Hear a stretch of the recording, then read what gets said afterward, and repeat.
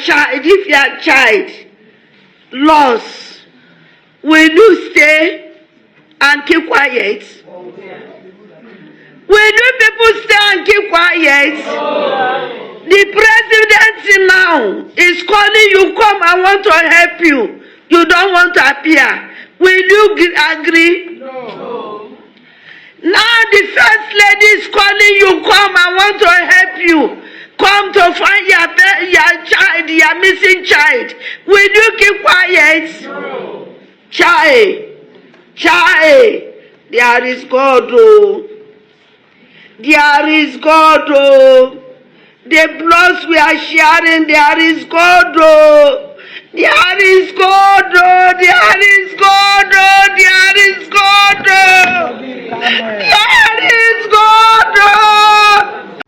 This is the first and the last first lady in Nigeria who has human sympathy.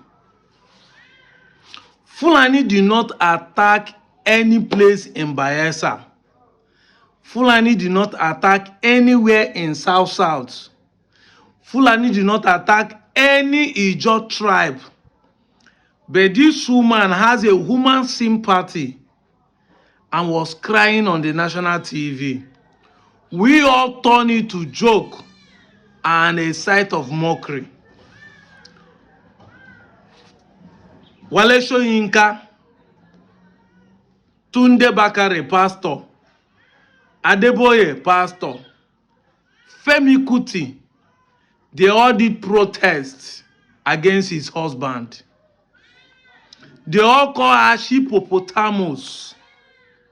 Say she's the one controlling the husband.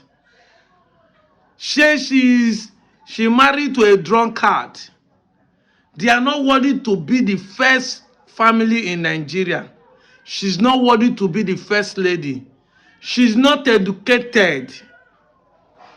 For that reason, Buhari entered power and decided to send the wife, Aisha Buhari, to the kitchen.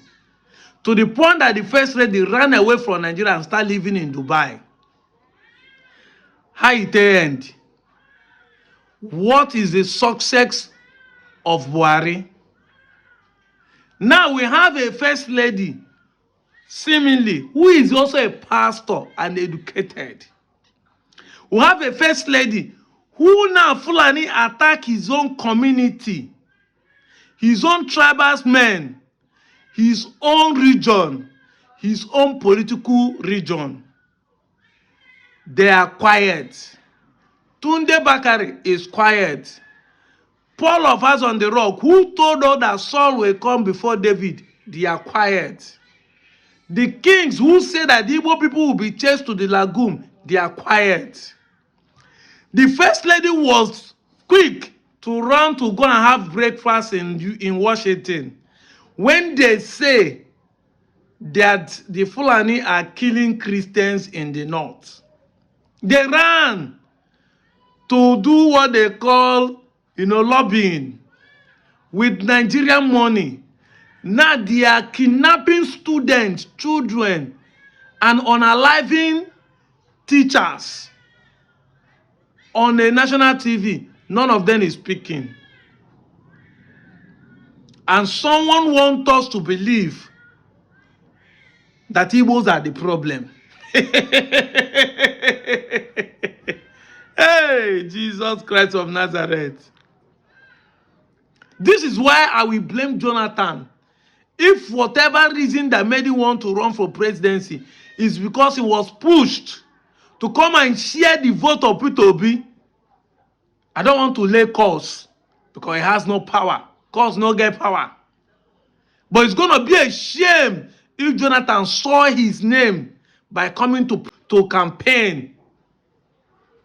Because if you look at it critically, it looks as if there's a deliberate intention to use Jonathan to share the small votes when you go get with Peter Obi.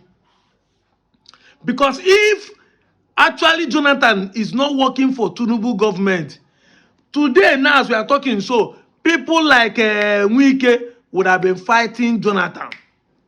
Exactly. Wike is in PDP and APC. Wike would have been shouting at Willow.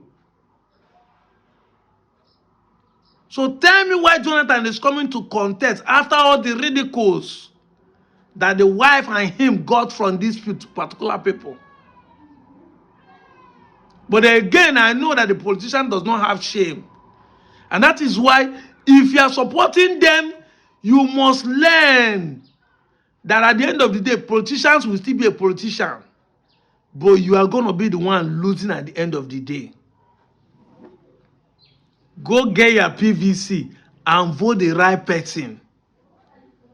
And I will tell you who the right person is now, Peter Obi. We're not going to be shifting mother and saying you're not going to be forced. We are going. You people should be forced to vote the right candidate, because when we allow you to vote who is your choice, look at where it has landed us to.